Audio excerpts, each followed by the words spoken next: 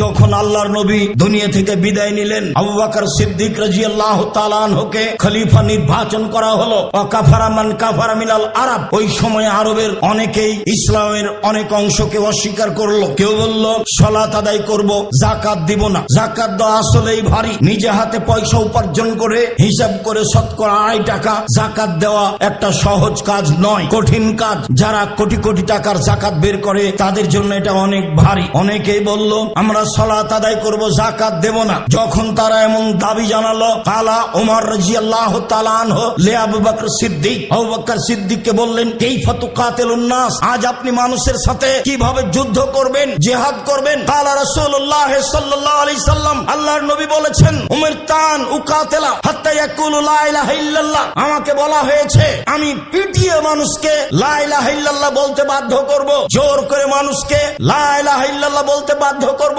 ফামান ক্বালা লা ইলাহা ইল্লাল্লাহ, যে ব্যক্তি বলবে লা ইলাহা ইল্লাল্লাহ, ফাকাদ আসামা মিন্নি দিমাহু ওয়া আমওয়ালাহু, সে তার সম্পদকে, সে তার অর্থকে নিরাপদ করে নিয়েছে।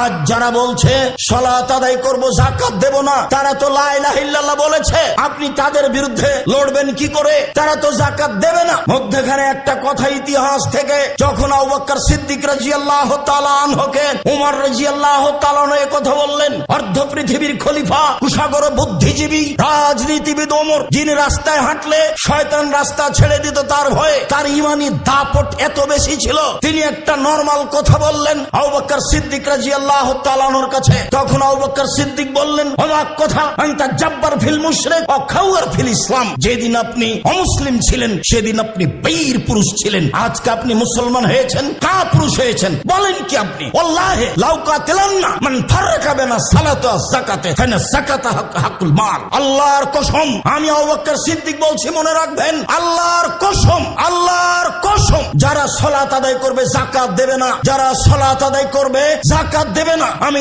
তাদের বিরুদ্ধে যুদ্ধ চালিয়ে যাব, মারবো না হয় মরবো। মনে রাখুন, যাকাত তো বহু দূরের কথা। ওয়ালাউ আল্লাহে ওয়ালাউ মানাউনি আনাকান কানু ইয়াদুনা ইলা রাসূলিল্লাহ সাল্লাল্লাহু আলাইহি সাল্লাম লা কাতালতুহুম আলা মানিহা। রাসূলের যুগে গরু যাকাত দিতে এসে গরুও দিয়েছে, রশিও দিয়েছে, ধান দিয়েছে, বস্তাও দিয়েছে।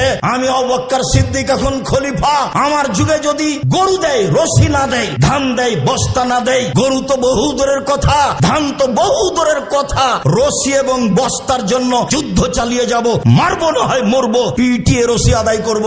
রাসূলের যুগে যাকাতের যা নিয়ম ছিল তাই থাকবে। আমি আবু বকর সিদ্দিক জাতির সামনে ঘোষণা দিলাম। এই কথা আবু বকর সিদ্দিক রাদিয়াল্লাহু তাআলা বললেন ওমর রাদিয়াল্লাহু তাআলার সামনে। অর্ধ পৃথিবীর খলিফা, কুশাগর বুদ্ধিজীবী, রাজনীতিবিদ ওমর, যাকে শয়তান ভয় করত, রাস্তা থেকে সরে যেত, তিনি যখন এই কথা বললেন, আবু বকর সিদ্দিক তার সামনে এই কথা বললেন। হাদিস বুখারী, মুসলিম।